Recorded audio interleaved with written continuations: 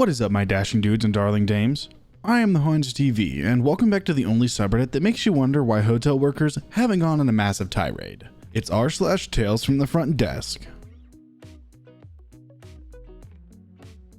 First post for today comes from Shotgirl2.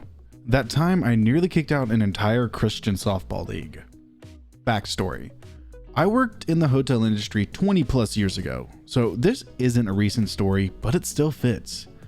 The town my hotel, 200 rooms, was in was a population of about 50,000 people and 4 other smaller hotels, so the occupancy filled up quickly. The cities that had other hotels were 30 minutes to 2 hours away, so if you didn't have a reservation, you would be up a creek, and if you were kicked out of a hotel, be prepared to drive to find another room. This was pre-convenient cell phone days. The internet was AOL chat rooms, and Yahoo groups on our computer system was just implemented in the hotel, so we were running DOS. Everything was low tech. Now, on to the story. Height of summer, and we are hosting several teams of Christian softball players. Apparently they had their own league and played by their own rules. They took up about 3/4 of the hotel occupancy that weekend. The teams all checked in at 3 as they had a strict schedule and were all expected to follow it. There was a meeting at 4. We were given a copy of the itinerary, and then the night was theirs to do what they wanted, and they all wanted to use the pool area. It all seemed fine until they started kicking other guests out of the pool and complaints were rolling in at the front desk. Y'all, I went out to the pool and it was full on Margaritaville. They have commandeered the pool, set up a buffet of crock pots and food and coolers full of drinks, all glass bottles, which is a huge no-no all the way around. At this point, I am looking for the person in charge when he finds me instead. This guy is 6'5", buff, carrying a beer bottle and a plate of food, and wants to know why I'm looking for him. I explain that this violates the pool rules. They cannot have food or glass in this space, and they cannot stop other guests from using the pool. He proceeds to scream at me that I am just a effing little girl who cannot tell him what to do, and spends about 5 minutes screaming in my face every obscenity that he knows. This is what they always do, regardless of the rules. He speaks for the tournament and how we will make me regret approaching him, and that they are going to do what they want to do because they paid for the rooms. Everyone else in the pool is dead silent, and then they start to clap because he told me off. This is the show they have all been waiting for before they go back to doing what they do. Now, likening the previous story, I did not have anyone I could call, so here's how this went down. I looked at him and spoke quietly enough that only he could hear me because I was not going to take this. And I was way more afraid of the hotel owner than I was of him. But the owner would have my back on this. That this may be how it worked at other hotels, but not how it was going to work down here. I was prepared to call the owner of the hotel and the cops, who would both be here in 10 minutes. If you work in a hotel, you already know the local PD on a first name basis. To remove him and the entire league from the property. Because he threatened me in front of witnesses, I'd press charges. That I have everyone's contact information in our system, and that they will all be banned from any chain property going forward, and that the owner will be contacting the league and cancel their contract for future stays this summer. However, if he is willing to work with me here, I will accommodate his group, and I have an empty conference room set up for a party that is happening tomorrow. Tables and chairs are set up, but otherwise empty. They can store their food and drink there, they can socialize there, and if they leave it as clean as they found it, I won't charge them for the space. That was their option. If they wanted to leave the hotel, they could also do that, without refunds. But the closest hotel that could accommodate them is over 2 hours away. He stood there, verbally witch-slapped and angry, but realized he was not getting his way. He must have decided that it was not worth the argument and started telling people to move the food and drink to the conference room. Everyone meekly started packing up and wondering what I said to him. I waited for them to move everything to the conference room and then left the pool area. I went back to the office behind the front desk and sat for a moment. That was the most badass move I had ever made at that point in my life, and I was overwhelmed. The rest of the night I monitored the pool area, the conference room, and the hotel. I did not have one iota of trouble from the teams. Many had been told what happened and stopped by the front desk to thank me for not kicking them out and promised there wouldn't be any trouble. The next morning, I checked the conference room. It was completely emptied and cleaned out. It was pristine. By 9 a.m., everyone was checked out at the tournament. But we received a lot of compliments about how wonderfully accommodating the hotel was and how great it was that we provided a space for them for free. The next week, I received an outstanding letter giving me kudos on behalf of the league, signed by the guy who tried to intimidate me and cursed me out, saying they would be model guests as long as they are allowed to stay in the future. A fairly anticlimactic ending, but I'm glad it ended that way.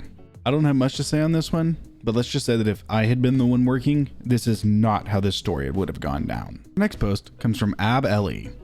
Management is giving people way too much credit. People don't read signs. People don't follow instruction, and management thinks they do. We just got a revamp of our sign-in system that requires a temperature check first. It's right next to my desk, so it's not out of the way or anything. There are 3 large signs around the lobby that point it out, all saying primary temperature screening this way. The temp screening isn't a person with a temp gun. It's an unmanned iPad with a thermal camera app of some kind. You put your face near it and it reads the surface temp and says a positive approval message if the person's temp is within acceptable limits, and tells the person to see the front desk if their temp is too high. Management told me that this system was self-explanatory, so it shouldn't interfere with my job too much. Right.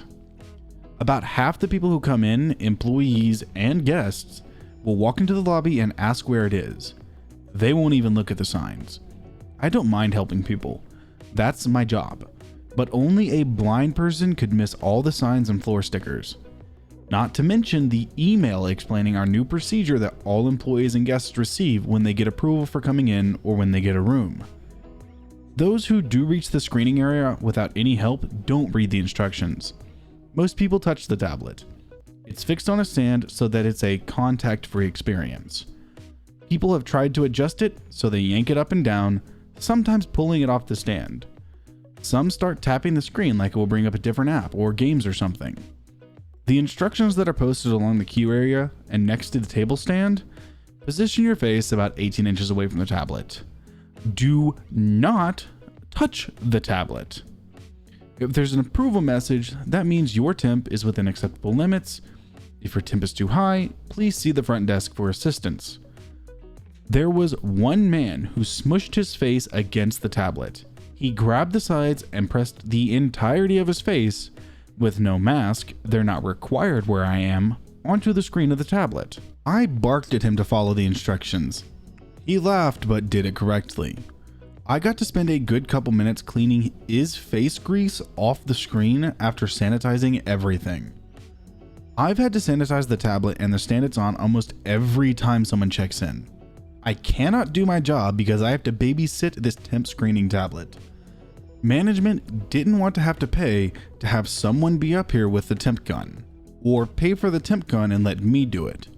It would be quicker than what I'm doing now. The level of stupidity that has been displayed in the last week is just, there are no words. And management somehow thinks this is the best option, that people can figure it out.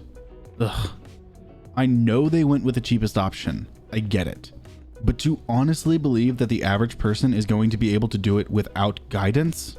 If there's one thing that working in any kind of retail position has taught me, it's that most people don't like to use their brain, especially whenever it comes to something that could inconvenience them. Our final post for today, again, comes from ShopGirl2.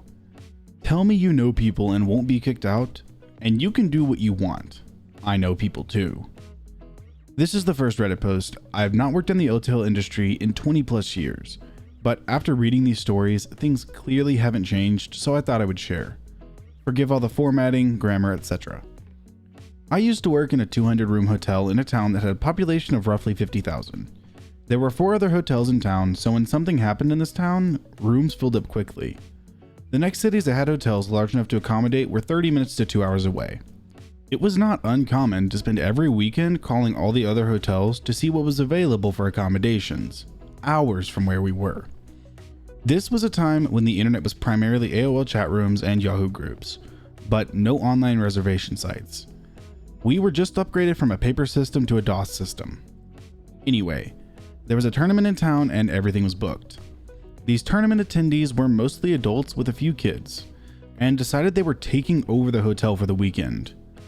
Check in, Mr. Karen. Hey, I'm checking in my team, so here are 30 rooms and my credit card. Yada yada. Okay, sir, here are your room keys. This wing is yours, everyone can load in at the entrance, hotel amenities, etc. Thank you, we are set. 25 minutes later, I have a lady at the desk who is livid at the fact that she is banned from the hotel pool and that the team is already causing issues. The hallway is full of partying adults and kids practicing in the hallway. I head over to the pool to see private party signs posted and that only members of Team X are allowed during specific times. These looked like the hotel had printed and hung them. I went back to the lady to offer to change her room assignment, but warned there were multiple teams staying that weekend, and that she is allowed to use the pool. Once that is resolved, I find Mr. Karen and advise the pool is open for all guests, not reserved for just their team. Mr. Karen tells me that he is going to do what he wants. He is with X tournament and he knows people in this town. So if I want to keep my job, I had better shut my mouth, turn in the other direction, and go back to the front desk like a good little girl. I explained I'll be making a few calls and we'll get back to him. He assumed that I meant the hotel manager or owner, not my family. You see, my family was huge into the tournament, but wouldn't know me from Adam, as I was not a participant in this sport. I made a call to my family members complaining that Team X basically told me I was going to be fired unless I do what they say. My family happened to be at the tournament site at the time and approached the leaders of the association, president, board, etc. about the issue. An hour later, my family and the leaders are standing at my front desk and calling Mr. Karen to the front desk. Mr. Karen was told to pack up his team. They were being eliminated from the tournament for not being a positive role model for the spot, and that they all needed to pack up and go home. They are not allowed on tournament grounds. Mr. Karen was required to make a formal apology and then gather the team in the lobby to explain what happened. The entire team was out in an hour. I am pretty sure Mr. Karen was removed from the team because the team stayed in previous years and I never saw him again. The association also used it as an example of conduct in the future. Never had an issue again. Honestly, I feel like this could go in petty revenge, because not only did you get that team kicked out of the tournament, you got their coach or whoever he was fired. Like, good on you. Alright, my dashing dudes and darling dames, that's going to do it for today's episode of r/Tales from the Front Desk. I hope you liked the stories, and if you did, I'm going to link them in the description as always. And if you liked the video, subscribe, share, drop a like, and a comment down below which you'd like to see me read next. I want to give a humongous thank you to everyone who keeps on building this community. I cannot wait to see where it takes us and how big I can get this community and how well I can lead this community. But with that being said, I will see you in the next video.